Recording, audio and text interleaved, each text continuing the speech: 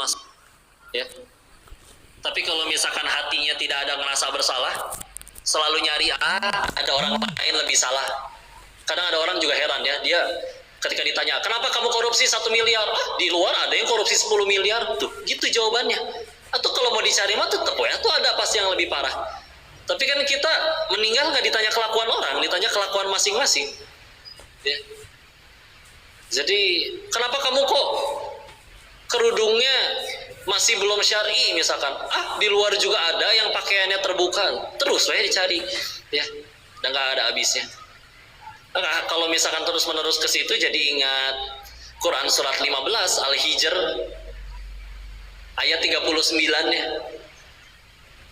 Kan sama-sama diusir iblis itu dari surga, ya. Tapi kalau misalkan iblis berkatanya malah kayak gini. Terjemahannya kurang lebih seperti ini ya, surat 15 ayat 39. Karena engkau yang telah menjadikan aku sesat, ya Allah, disalahin ku iblis mah. Ya. Salah nih, godain Nabi Adam alaihissalam. Begitu akhirnya dihukum, tobat enggak, nyesal enggak, apa enggak, ya. Karena engkau yang telah menjadikan aku sesat. Nah itu dia. Ya. Nyalahin. Ini salah satu sifat buruk yang harus manusia sanggup buang, yaitu adalah setiap kali kejadian apapun sibuk nyari orang siapa yang salah. Masalah di kantor, salah siapa sih? Begitu dapat salahnya siapa, udah nambah takwa enggak, nambah soleh enggak, cuman sibuk nyalahin. Tuh kan udah gue bilang, udah gitu. Dalam hatinya lega, alhamdulillah bukan saya yang salah. Enggak. Lihat orang-orang soleh terdahulu tadi, mau apapun yang terjadi, mau sudah sebanyak apapun amalannya, ngerasa nunduk terus di hadapan Allah. Saya lagi, itu menghidupkan hati, ya, sehingga akhirnya terus-menerus mendorong pengen jadi tambah baik, pengen jadi manfaat bagi umat. Ya. Inilah salah satu persamaan, kata guru saya Ustadz Budi Ashari. Ada seorang ulama tafsir pernah berkata, orang yang wafat dalam keadaan memikirkan dirinya sendiri saja, maka dia disebutnya mati kerdil, nggak jadi apa-apa. Ya. Tapi ada persamaan di antara orang-orang yang berhasil menjadi orang besar, orang tokoh, orang hebat. Ya. Persamaannya, salah satu persamaan utamanya adalah mereka lebih banyak memikirkan orang lain. Nah, beneran, jadi besar, jadi hebat, jadi mulia. Beneran, makin nunduk, makin dimuliakan oleh Allah. Ya. Insya Allah. Maka kenapa manusia, ada salah satu pendapat unik ya, kenapa manusia itu lebih mulia, sampai malaikat kan nanya kan, di ayat Al-Baqarah 30-nya, wa idz qala rabbuka lil malaikati inni ja'ilun fil ardi khalifah qalu ataj'alu fiha man yufsidu fiha wa yasfiku ad-dima' wa nahnu nusabbihu bihamdika wa nuqaddisu lak qala inni a'lamu ma la ta'lamun. Malaikat nanya, serius, bahasa kitanya ya, serius ini manusia yang pengen dijadikan pemimpin di muka bumi, dia bakal ngerusak loh, sedangkan kami tidak berhenti bertasbih dan menyucikanmu, dan memuji dan menyucikanmu. Kata Allah, aku lebih mengetahui, engkau tidak mengetahui. Kata salah seorang guru saya begini, karena dulu makhluk-makhluknya Allah itu jelas kalau malaikat memang diberi taat, tapi memang tidak diberikan hawa nafsu, jadi nggak bisa membangkang. Bangsa jin dulu kalau kita baca kisah-kisah Israiliyat, nanti disebutkan di situ namanya adalah Azazil, diambil dari kata Aziz juga yang perkasa, karena memang ibadahnya itu luar biasa. 70.000 tahun ibadah tanpa celah. Ya, dan dia mendapat kemuliaan itu. Ya. Tapi tetap, bahkan kalau baca tafsiran surat Al-Isra ayat ke-1 ya, tentang Isra Mi'raj, kan ada salah satu pertanyaan yang sering muncul, wahai Rasulullah, engkau tuh melihat Allah nggak di situ? Ya, ada yang menyebutkan akhirnya melihat, tapi melihat dengan berkata nurun ala nur, cahaya di atas cahaya. Tapi para ulama sepakat bahwa baik nggak ada satu makhluk pun, makhluknya Allah yang pernah nyampe ke tingkatan lebih tinggi dari langit ketujuh kecuali Rasul, karena sudah nyampe Sidratul Muntaha. Karena malaikat Jibril hanya nganterin. Dan dulu iblis itu, Azazil itu, sebelum akhirnya durhaka, itu juga tidak bisa nyampe ke tingkatan paling tinggi itu. Cuman bedanya apa? Kalau iblis menggapai kemuliaan itu dengan kekuatannya, ya, dengan kekuatannya. Tapi kalau bicara kekuatan, Allah maha kuat, Allah pasti lebih kuat. Kalau manusia, kenapa akhirnya Allah angkat derajatnya? Karena lihat, Masya Allah, Nabi Adam salah satunya adalah menggapai kemuliaannya adalah dengan cara nunduk di hadapan Allah. Dan itu satu-satunya yang tidak bisa dilakukan Allah. Karena Allah Khalik, Allah nggak bisa jadi hamba. Ya, Yazazil menggapai tingkatan itu, tapi karena kekuatannya, tapi Allah lebih kuat. Nabi Adam alaihissalam manusia menggapai kemuliaannya karena manusia itu, lihat semua manusia-manusia yang tadi saya sebutkan menggapai kemuliaannya dengan cara apa? Salah satunya nunduk di hadapan Allah, makin nyuksruk makin Allah angkat derajatnya. Dan ini Allah nggak mungkin menjadi makhluk, Allah nggak mungkin menjadi hamba karena Ia Tuhan pencipta. Karena tidak ada makhluk lain yang sanggup gitu ya. Ya udah, Allah memang makin suka dengan hamba yang makin menunduk makin Allah angkat. Ya.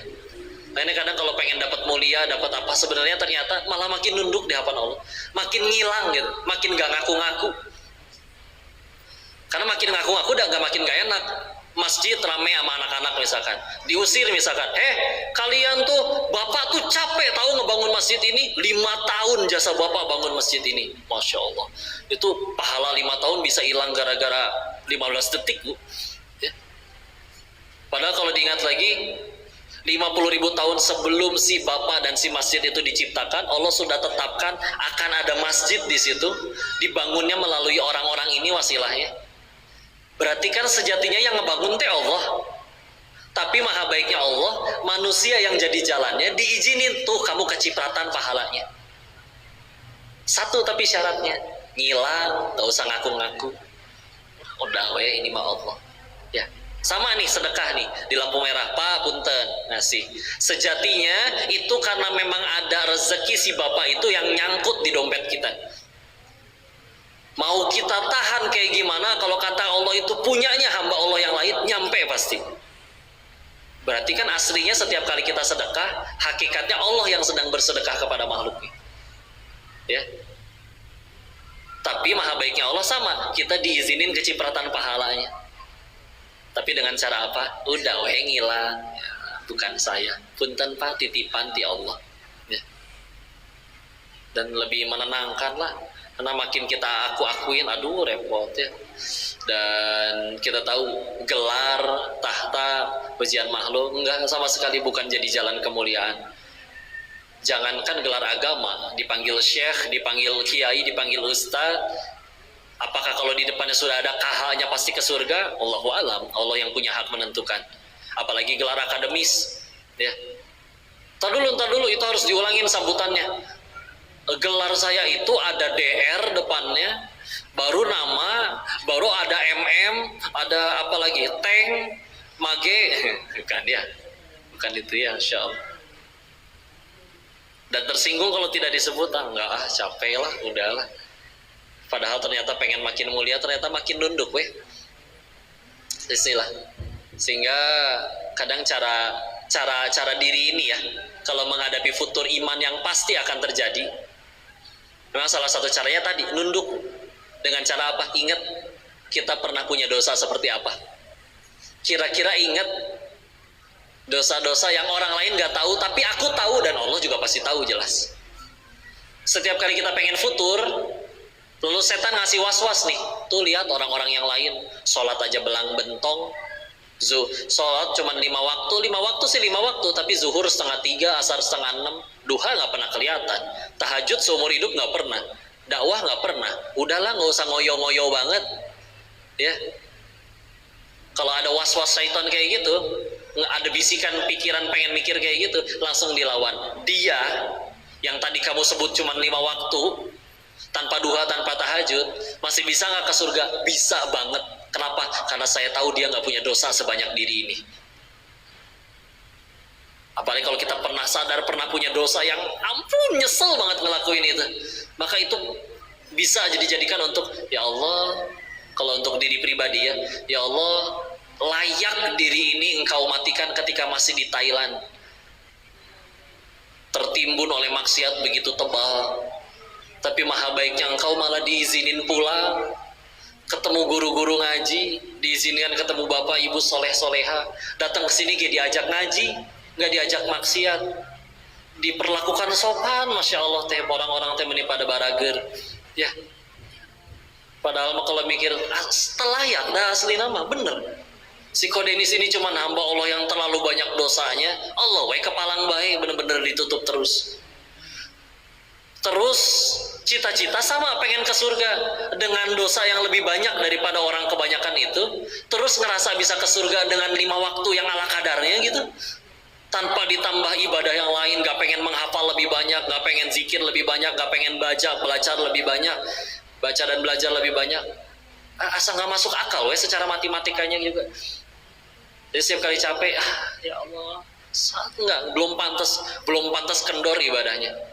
Kok tapi kan kok udah tobat, tapi kan nggak pernah dapat SMS selamat tobat kamu telah diterima gitu. Nggak ketahuan. Mau pede nggak berani. Ya, nah gimana tuh ya? Apa sudah mikir kayak gitu? Udah nggak bisa futur, belum bisa, belum saat. Ya, udahlah, Bismillah. Jadi kedorong lagi. Apalagi yang dilakukan ketika futur, ini juga boleh dirutinkan, Bu. Wisata rohani. Kemana wisata rohaninya? Ke kuburan misalkan. Iya, Bu ngeliat.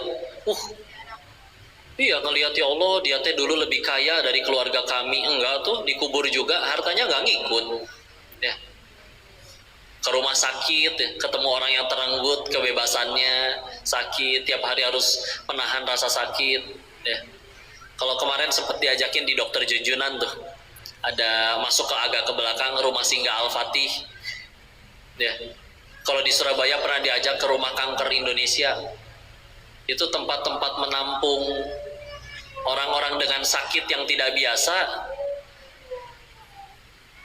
tapi benar-benar dibiayai di situ. Ketemunya sama siapa kalau ke situ? Orang-orang yang udah divonis dokter umurnya 6 bulan lagi. Kalau yang di rumah singgah ketemu anak kecil umur 3 tahun, tapi penyakitnya bukan migrain, Bu, bukan panu, bukan apa. Penyakitnya bocor jantung, kebayang, Bu. Ya. Ada lagi anak yang ini 2,5 tahun, namanya Bilkis, baru mulai bisa jalan, tapi perempuan tapi teh botak. Kenapa botak? Di sini udah banyak jahitan di kepalanya, dan kayak di kepalanya, di bekas sebelah jahitannya itu kayak diselipin besi itu di dalamnya. Pas ditanya ke ibunya, ini teh apa? Selang, karena ada tumor di otaknya, jadi harus dipakein selang di kepalanya. Umur 2,5 tahun. Datang lagi anak umur 5 tahun waktu itu, masih cantik, Masya Allah. Sumur ade ini mungkin, Masya Allah ya. Si cantik-cantiknya. Dan manja. Ngedatengin teh langsung minta dipangku. Tapi punten bisa. Pas lagi dipangku saya mencium aroma bau daging kebakar. Karena ternyata si anak ini, ternyata memang dia aslinya nggak punya sakit yang kayak kronis hidrosepalus apa segala, nggak ada. Tapi dia masuk di situ karena satu, dia udah memang anaknya dia nggak punya ayah. Terus penyakitnya adalah lagi tidur rumahnya kebakaran, kasurnya kejatuhan lilin. Jadi di atas kasur yang terbakar itu dia tidur. Jadi karena dia pakai hijab ya, jadi cuma wajahnya doang yang kelihatan. Dari leher sampai ke lututnya itu luka bakar semuanya. Makanya ada bau nanah gitu, kebayang. Tapi ceria gitu, Insya Allah. Saya tanya, nyesel, seneng gak sih tinggal di sini? Senang kan, banyak teman-teman. Pernah marah gak sama Allah? Teman-teman yang lain gak harus minum obat, gak sakit. Enggak, marah juga. Marah kenapa? Ini kan senang bisa main, mamah juga ada. Belum ada ilah di hatinya, gimana sih? Belum punya kepengen yang lain-lain. Bunda-bundanya juga dahsyat. Ada nama adaknya Ardel, umur 9 tahun. Si bunda ini menantikan putrinya ini 8 tahun kosong, Bu, nggak punya anak. Setelah 8 tahun akhirnya lahir, tapi begitu tumbuh besar kok ada penyakit yang akhirnya memang sampai hari ini masih belum bangun dari komanya. Sampai sekarang udah umur 9 tahun masih koma. Ya. Yang Masya Allah ketika ditanya ke mamanya, ibu, atau gimana perasaannya nanti anaknya 8 tahun, begitu punya anak kayak begini keadaannya.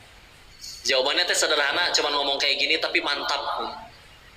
Nggak apa-apa, kan saya yang minta. Kan dulu saya yang minta putriku ini. Terus udah dikasih, saya pengen ngelunjak gitu. Saya pengen yang sehat ya Allah, saya pengen yang gini. Nggak berani beliau minta kayak gitu juga. Nah ini kan saya yang minta. Kadang kita kalau mikir lagi, kadang bisa jadi kita kayak gitu tuh ke Allah, gitu ya. Atau misalkan lagi bertamu gitu, ya. Pak, punten Pak, saya lapar pisan Pak, tolong Pak, apa saja Pak. Yang penting saya bisa makan. Kata dermawannya teh, punten, ini ada roti. Jangan roti atau pizza, meureun pizza. Kan ngelunjakan itu namanya ya. Masya Allah. Nah, tapi si ibu teh sederhana we itu mah. Nggak apa-apa, kan saya yang minta. Si ibu teh Masya Allah. Udah pengen punya hati kayak gitu teh ya. Terus saya telaten, mandiin anaknya, disekain. Komanya, ya, koma tapi tetap tumbuh bu ya. Sampai setinggi ibunya itu badannya. Ya koma sih koma tapi tetap tumbuh. Ya. Itu kesana bu, ke tempat-tempat kayak gitu. Amat sangat menghidupkan hati. Karena seketika langsung masalah kita langsung jadi receh. Hati udah hidup, pengen berani bertingkah gitu di tempat kayak gitu, ngerasa sombong, dasar kamu begini, dasar enggak berani. Nunduk, pasti nunduk, malu. Bakal ngerasa malu, ya Allah, mereka masih bisa segitu cerianya. Diri ini pernah ngambek gara-gara main game kalah melulu sampai banting handphone. Asal malu amat ya. Masalahnya receh pisan. Penting itu tuh. Ketika kalau lagi futur silakan kalau mau diagendakan. Gak usah nunggu futur sih, kalau mau rutinin aja sebulan sekali atau apa. Ya. Ibu nyenengin mereka mah gampang, bawa nasi bungkus udah seneng bu. Coba yang muda-muda nyenengin pacarnya, kalau nggak dibeliin iPhone yang terbaru nggak seneng dia. Ya, repot. Ya, makannya kudu di mall. Ya, nggak mau diajak di pinggir jalan. Ya, biar agar dia tetap cantik kudu modalin skincare-nya. Ya, biasa. Padahal skincare terbaik mah hati yang lillah, we lah gampang. Ya. Kita tahu kan, kalau ada wanita tinggi, cantik, putih, Allah sebagai seperti bihun gitu ya. Bihun juga kan gitu ya, langsing, putih, cantik gitu ya. Tapi lisannya nyakitin, ya. Selalu negatif. Orang baru datang, ngapain, pasti pengen minjem duit. Nah, enak ya. Padahal dia lagi ada rezeki, pengen bagi-bagi. Mendung kayak gini, ngeluhnya panjang. Ya Allah, ngaco nih memang Allah. Masa mendung kayak gini? Ini mendung, nanti lewat depan Marnat, macetnya, lampu merahnya seumur hidup. Ada bu lampu merah seumur hidup? Lampu hijaunya sekejap mata. Nah, kalau udah macet kayak gini, wah repot nih. Parkir susah, apa susah? Hujannya belum tentu jadi, Allahnya udah dimarahin. Udah ngerembet kemana-mana. Negatif, we. Macet Bandung udah luar biasa parah. Di luar negeri nggak ada di macet kayak gini. Padahal ke luar negerinya belum pernah. Yang penting komplain we dulu ya. Bangun tidur lapar, mah ada sarapan apa nih mah? Ada nasi kuning deh tuh di depan. Nasi kuning yang di depan, kuning yang pucat. Tapi sambil dicemilin habis pelan-pelan. Ya Allah, ribet ya. Bangun tidur ngeluh, badan tuh remuk, bohong ya. Coba badan remuk betulan, bisa bangun bu? Enggak ya. Kerja segitu teh besok gajian, ngeluh, kepala saya tuh pecah ngerjain ini, bohong. Coba kepala pecah di kantor, darah di mana-mana ya, harus dipel. Terus saya negatif, ya. Kalau ada orang dapat kebaikan kayak enggak bisa terima gitu. Paling juga nyogok gitu. Teman sekolahnya dapat sepatu baru, mobilnya lebih baru, paling bapaknya korupsi lagi tuh. Enak tuh, naudzubillah lisannya teh. Ya. Naudzubillah. Itu capek ya. Ada kedengkiannya, ada kesombongannya. SMS jadinya. Syusyah melihat orang senang melihat orang syusyah ya. Oh, ini penyakit hati yang paling menderita, ya, karena meletakkan kebahagiaannya di orang lain gitu. Orang lain menderita baru dia bahagia. Idih, capek sekali itu ya. Padahal kalau kita jujur, tadi kaitannya soalnya iman, makin tinggi iman, makin baik akhlaknya memang ya. Nah, padahal kalau kita bicara akhlak, sederhana sekali lagi. Akhlak di dalam Islam itu ibarat buah ya. Namanya buah kan pasti ada pohonnya, ada akarnya, ada batangnya. Sehingga ini juga harus bisa menjawab, sekali lagi menjawab. Kadang ada orang bertanya, kok saya mah nanti aja berhijabnya, yang penting hati saya hijab, yang penting hati saya baik katanya. Maka lihat tuh di luar tuh, kok ada yang gak sholat sedekahnya lebih banyak daripada yang sholat, ada yang gak sholat lisannya lebih santun daripada yang sholat. Oke, kita terima dulu aja ya. Tapi bismillah, yang kami ketahui di dalam Islam itu akhlak sekali lagi ibarat buah, ada akarnya, ada batangnya. Apa akarnya? Tauhid, akidah yang benar ya, yang bertauhid kepada Allah. Termasuk bertauhid itu nggak cuma meyakini Allah itu satu ya, Tuhan itu satu, nggak cukup, tapi lengkap ya, rezeki dari Allah, tidak ada yang bisa mencelakai dirinya selain Allah. Jadi yang tauhidnya benar tuh nggak akan lewat tempat gelap ada pohon gedenya, punten mbah saya nggak ganggu, nggak usah bu, beneran ya, jangan dilakuin. Seolah-olah meyakini ada hal lain selain Allah yang bisa mencelakai dirinya. Punten, kumpul seluruh jin seplanet bumi ingin mencelakai kita, Allah nggak kasih izin, nggak akan terjadi apa-apa, beneran ya. Nggak akan lagi berkata, kok jangan foto bertiga, yang di tengah nanti mati duluan. Enggak, yang moto bakal mati, si A bakal mati ya. Punten ya, kebenaran ini mah ya, yang nggak difoto bakal mati. Karena kita udah sering bahas masalah mati itu yang paling penting bukan karena apa, tapi sedang apa. Kok matinya karena COVID, tapi sedang sujud terakhir, aman insya Allah, husnul khotimah. Kok matinya di Masjid Al-Murabi, Masya Allah, soleh amat. Lagi ngapain matinya? Lagi nyolong speaker, jatuh ketiban ya. Husnul khotimah. Nggak akan ada lagi berkata setiap kali sembuh dari migrennya, ini bodrek emang dahsyat. Enggak bu, beneran bu, sembuh mah karena Allah ya. Makanya sampai ada dulu batu ponari, tahu?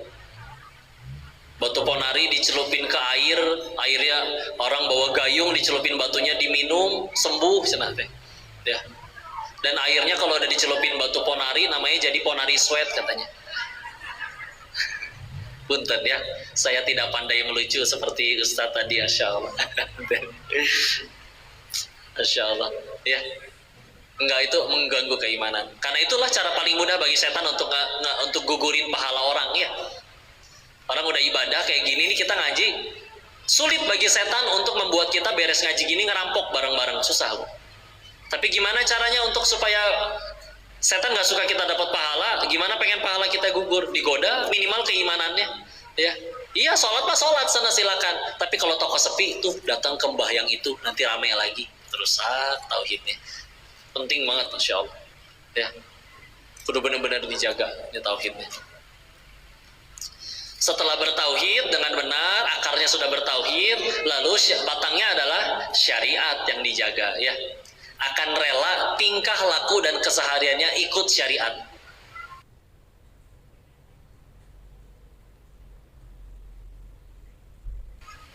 Bukan sekedar aku suka lagi, tapi mana yang Allah suka. Karena kalau tauhidnya benar, salah satu bab keimanan itu meyakini Allah nyuruh pasti baik buat saya, Allah larang pasti buruk buat saya. Kok kapan lagi modal 1.500.000 bisa bawa pulang mobil dengan cara kredit, leasing, riba? Tapi kata Allah jangan, karena pasti buruk buat saya. Udah gitu aja. Yuk jujur-jujuran yuk ya.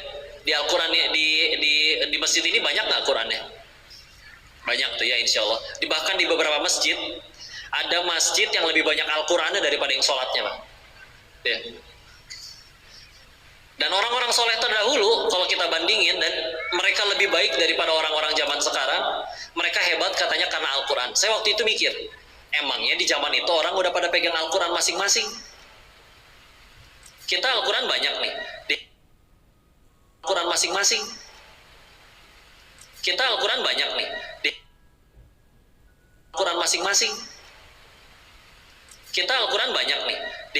Kalau ada yang di handphonenya belum ada Al-Quran, saya nyalain hotspot, silakan pakai kuota saya untuk download Al-Qurannya. Biar kebagian pahalanya lumayan ya. Tapi di zaman itu kita tahu, Quran itu kan dulu adanya di hafalan para sahabat. Adanya ditulis di batu, di pelepah kurma, di kulit domba gitu ya. Baru akhirnya mulai jadi satu kitab, satu mushaf. Itu di zamannya Utsman bin Affan radhiyallahu anhu. Tahukah kita di zamannya Utsman sudah seluas apa? Tidak hanya Mekah Madinah Islam di saat itu. Jazirah Arab itu udah muslim semua. Sekarang terpecah jadi 6 sampai 7 negara. Arab Saudi, Qatar, Oman, Yaman, Uni Emirat Arab ya. Persia udah takluk semuanya. Romawi Selatan sudah takluk. Afrika sebelah utaranya sudah Islam semua. Mesir, Maroko, Tunisia, Aljazair, Libya.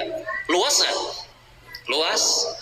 Tapi ketika mereka hebat, gara-gara apa? Katanya, gara-gara Al-Quran. Saya nanya lagi, emang Al-Quran waktu itu mereka udah pegang masing-masing? Pas coba nyari-nyari sejarahnya, di zamannya Utsman, Al-Quran yang sudah tercetak jadi mushaf, seantero negeri seluas tadi, baru ada 5. Ada riwayat yang nyebutin 6, tapi kata Ustadz Budi Asari lebih rojih 5. Baru ada 5. Terus mereka pada hebat ngikutin Al-Quran, kapan baca Qurannya? Iya, kadang ada membaca, orang-orang terdahulu rajin bertilawah. Ya itulah ya, bedanya tilawah sama membaca ya. Kalau di fi'il amarkan, bacalah, ikro ya. Tapi juga tilawah kalau di fi'il amarkan, utlu, baca. Tapi apa bedanya? Kalau ikro membaca ada bahannya, dibaca gitu. Tapi kalau utlu memang baca yang memang dia juga dihafal. Ya memang hafal sih. Kok sekarang kan juga banyak penghafal Al-Quran. Sekarang hafal, yang penting hafal dulu. Arti belakangan, ngamalin apalagi ya. Zaman dulu mereka tidak akan maju menghafal ayat selanjutnya sebelum ayat itu selesai untuk diamalkan. Insya Allah. Dah ikut syariatnya, Masya Allah. Kata Allah sudah begitu, begitu. Kata Rasulnya jangan, dah terus. Ya, nanti akarnya bertauhid, tingkah lakunya diatur oleh syariat, buahnya akhlak yang mulia. Ya, makanya yuk kita lihat negara-negara yang maju. Saya suka kasih contoh kayak Jepang gitu ya, disiplinnya luar biasa ya. Tapi ternyata tingkat stres, tingkat bunuh diri paling tinggi masih Jepang, Korea Selatan, Singapura, ya. Industri film porno Jepang ya. Masalah disiplin, iya bener disiplin. Kata teman yang pernah ke Jepang, di sana sampai ada kartu buat naik kereta. Kartu, kalau kita kartu tol kan isinya duit ya. Saldonya isinya pakai duit. Di sana isi saldo kartunya pakai waktu. Jadi kalau misalkan di orang Sunda mah, mang meser deh, 60 menitan ya, 60 menitan ya. Buat naik kereta dari kota A ke kota B, jaraknya misalkan 30 menit. Begitu di tap kartunya, saldo Anda berkurang, tinggal 30 menit. Segitu on time-nya, ya. Tapi tetap ya, bunuh diri tertinggi masih dari sana. Baca waktu itu akhirnya nemu suatu majalah lagi nunggu di masjid, kisah tentang mahasiswi di Singapura kalau ini loncat dari apartemennya lantai 14, langsung menemui aspal di bawah, jadi manusia geprek ya. Udah gitu polisi menyelidiki apa penyebabnya, ketemu ada buku diarinya di kamar. Tahu buku diari yang suka ada gembok kecilnya tuh ya, imut ya, tempat mencurahkan segala isi hati. Begitu dibaca ternyata satu penyebabnya, dia bunuh diri karena jerawatnya nggak sembuh-sembuh. Nyata ada itu gitu ya, jerawat. Orang nanya kan, loh emang hidupnya seperti apa? Ke orang tuanya santun, ke teman-temannya sopan, belajarnya rajin, nilainya bagus. Satu bu masalahnya demi Allah, Tuhannya bukan Allah, Tuhannya penilaian makhluk ya. Jerawatan, jangan temenan sama dia, gak seru, jangan, jauh-jauhi, geli, jijik. Buat apa tuh saya hidup dihina-hina kayak gini? Mati weh. Jadi yuk, tadi bagi ada yang masih berkata belajar akhlak tanpa akidah dan syariat yang dijaga, apa hasilnya? Gampang stres, masalah dikit dia pengen mengakhiri hidup ya. Sok tuh lihat orang-orang saleh terdahulu, nabi, sahabat, pahala lebih banyak, dosa terampuni, bahkan para nabi ujian lebih parah, dan tetap jadi orang yang lebih baik daripada orang kebanyakan. Ada gitu nabi yang pundungan, wahai Rasul, kenapa engkau tidak berdakwah? Ambung kamari ge dialek wae ku batur nyari hate ya. Pakai Sunda lagi, kurang wibawa ya. Enggak ada yang pundung, lempeng weh. Jangankan dicaci, dimaki, bersatu seluruh jin dan manusia ingin mencelakai, Allah tidak berikan izin, nggak akan terjadi apa-apa. Lempeng weh ya. Enak, Masya Allah. Nah kalau udah perlu kayak gitu tuh untuk bisa terus tidak futur akhlak, terus manfaat jadi orang lain, ya hati yang udah Allah udah terserah. Apapun yang terjadi dalam hidupnya bukan masalah aku suka atau tidak lagi, Allah suka atau enggak.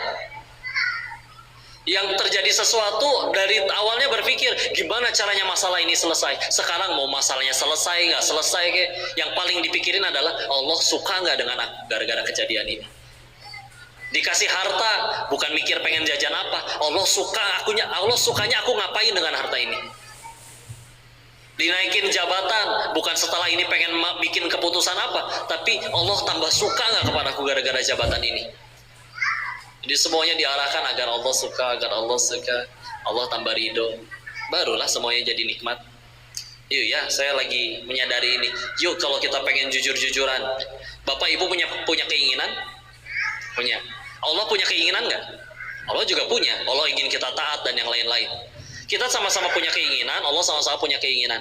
Yuk, jujur, dari semenjak akil balik hingga detik ini, kita pernah menjadi manusia yang berusaha ngejar apapun keinginan kita. Yang pengen kaya ngejar kaya, yang pengen populer ngejar viral, ada. Yuk, jujur-jujuran, anggaplah akhirnya itu berhasil kita capai. Apakah bahagianya alami, apakah bahagianya tanpa batas dan tidak berkehabisan? Enggak, masih ada aja yang stres. Yang kaya stres masih ada, yang populer pengen bunuh diri masih ada, yang punya jabatan masih nyolong ada, yang kalau bahagia dari pasangan tampan cantik rupawan artis kawin cerai banyak ya. Padahal kan mereka ngejar itu semua tadinya kan karena dikiranya itu sumber kebahagiaan kan. Yuk fair, jujur-jujuran, kita udah pernah nyoba ngejar yang menurut kita sumber kebahagiaan, ternyata belum bahagia juga. Sampai kapan kita baru mulai sadar bahwa iya ya, bahagia yang asli itu ternyata satu, kalau nurut sama keinginan Allah. Bener baru bahagianya alami tanpa batas ya. Selagi kita belum nurut sama Allah, mau ngejar bahagia kayak mau nominalnya berapa miliar kayak dalam rekeningnya, tapi kalau belum nurut sama Allah nggak bisa, mentok. Pasti masih ada ngeluhnya juga. Istilahlah. Jadi untuk terus menghidupkan hati, biar tidak futur iman, supaya tidak berujung pada futur akhlak, iyalah. Gimana tadi? Banyak-banyak menunduk di hadapan Allah. Kalau memang sulit dirasa, bisa ditolong dengan tadi, ingat dosa atau wisata rohani. Ya. Banyak sih tips-tips yang lain. Kalau kata Imam Ibnul Qayyim, sering-sering interaksi dengan Al-Quran itu juga melembutkan hati.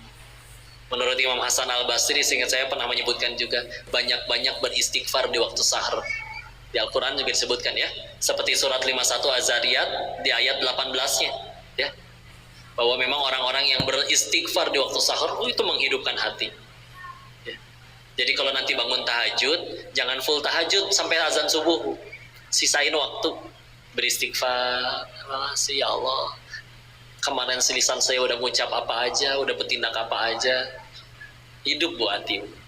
Hati makin hidup, makin mudah ninggalin maksiat, makin mudah ningkatin ketaatan. Ya, istilah. Dan lama-lama bergeser di hatinya tinggal Allah doang.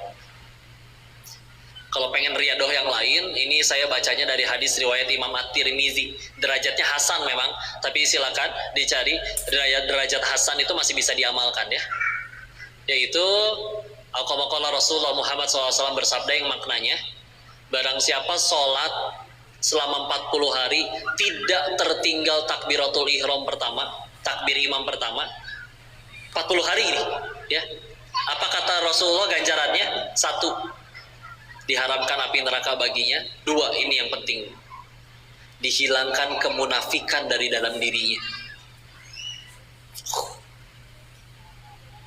Selama ini bisa jadi kita ya Allah tahu yang koruptor juga tahu kok korupsi nggak boleh gitu.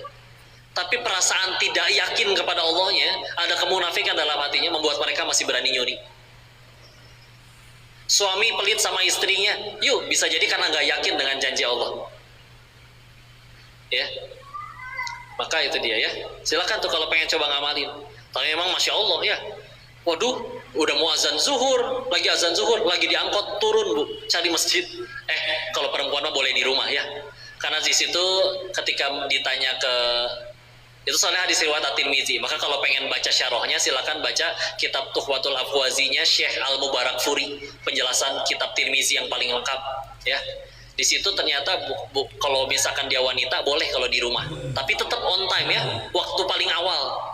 Jadi jangan zuhurnya 1:30, 1:30 gitu ya. Kalau buat yang laki-laki jangan ketinggalan takbiratul ihram pertama. Kalau bisa jadi imam lebih bagus. Tapi jangan asal jadi imam, tapi ya harus punya standar-standarnya. Ya, istilah. Kalau suatu saat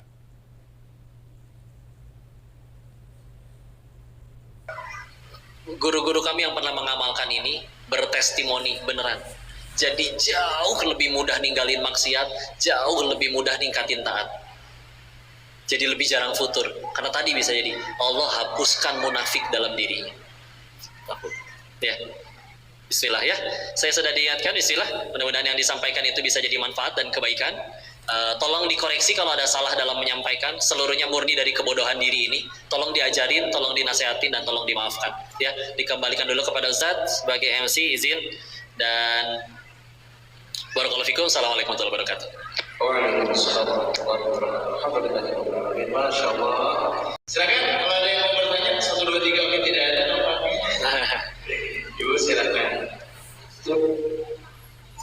Waalaikumsalam warahmatullahi wabarakatuh.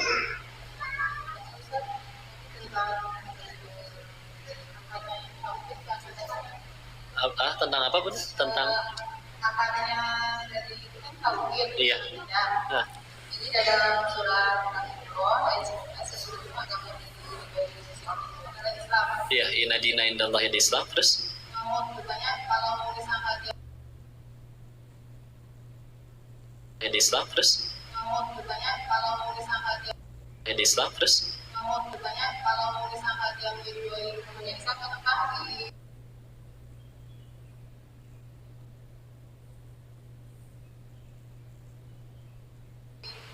jadi banyak agama sekarang. Oh gitu. Iya. Terima kasih warahmatullahi wabarakatuh. Waalaikumsalam.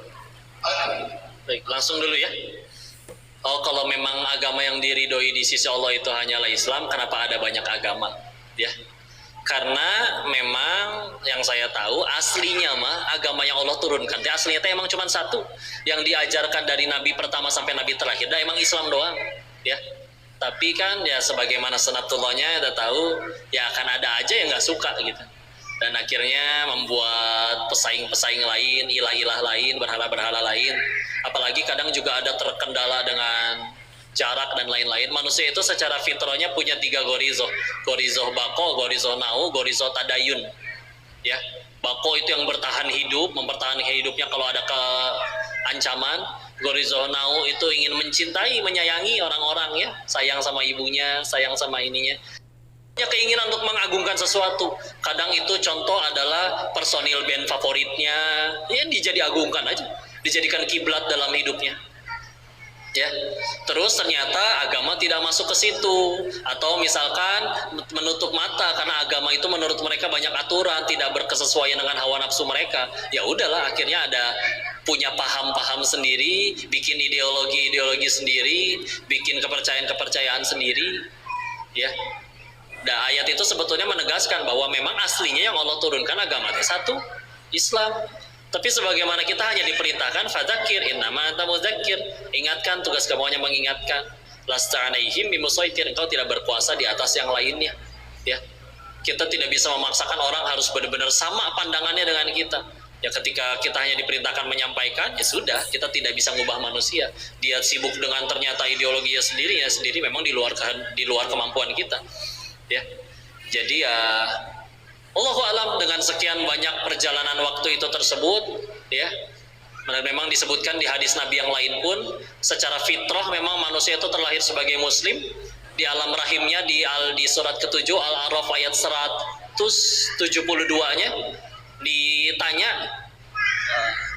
alastu birabbikum, ya ditanya siapa Tuhan kamu, qalu bala syahidna, nah, benar-benar bersaksi engkau Tuhanku, ya. Tapi ketika akhirnya terlahir anak itu menjadi nasoro, menjadi agama lain karena memang ya pengaruh orang tuanya, lingkungannya, ya. Makanya itu juga yang membuat kita menyadari bahwa oh ternyata bisa berislam itu mahal, luar biasa itu juga yang membuat kita menyadari bahwa oh ternyata bisa berislam itu mahal, luar biasa nikmat yang luar biasa. Dan juga yuk tugas kita sekali lagi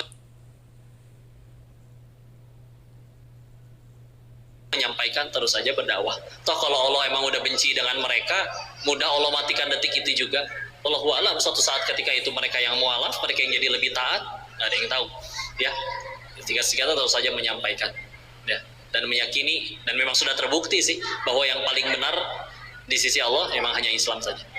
Banyak bahasannya, Dr. Zakir Naik telah membahas itu, Syekh Yusuf Estes telah membahas itu, udah tidak terbantahkan lagi, ya. Allahu a'lam bishawab, mudah-mudahan bisa menjawab pertanyaannya. Siap, baik. Oke, silakan. Sambil pertanyaan terus untuk boleh beredar, ya. Dari bapak-bapak dulu, oke, ibu-ibu ya. Maka silakan boleh dibantu.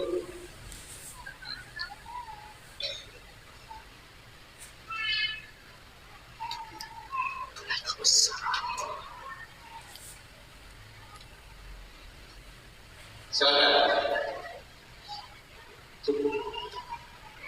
Mana teh?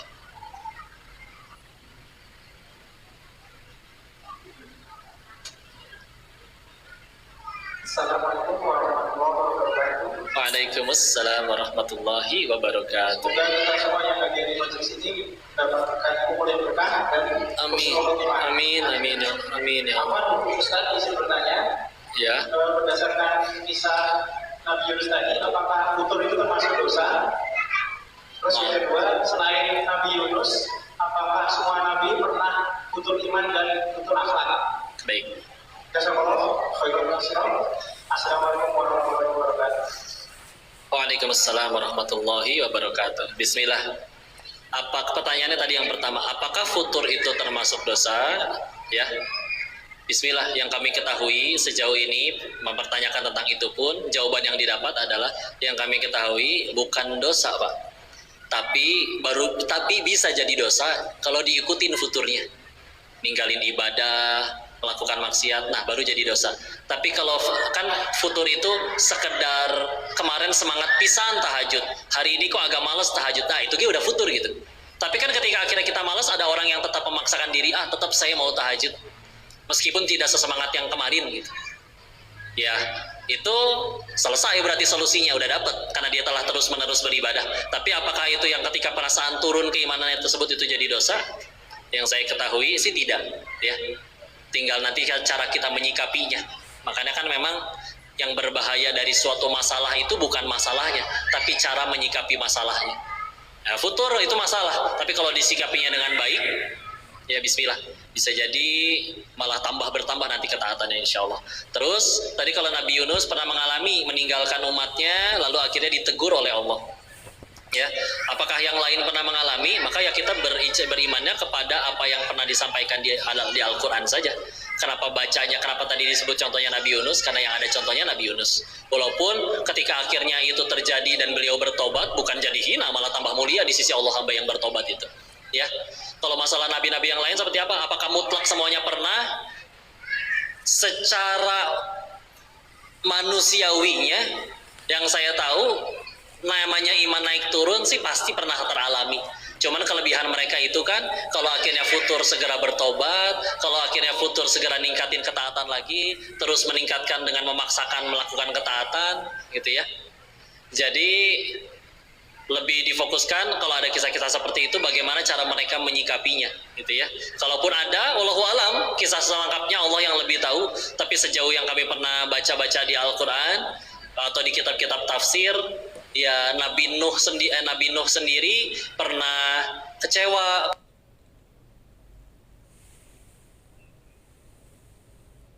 Katanya aku bakal diselamatkan dengan anak-anakku, tapi kenapa anakku tidak ikut? Nanya, ditegur oleh Allah di situ, di surat Hud-nya, ya.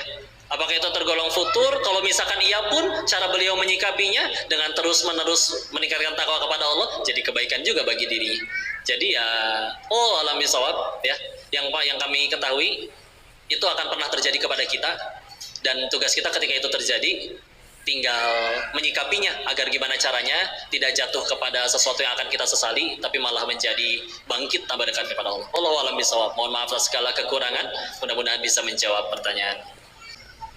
Baik begitu, Bapak Ibu semua, kita akhiri saja pertemuan hari ini dengan membaca hamdalah dan para majelis.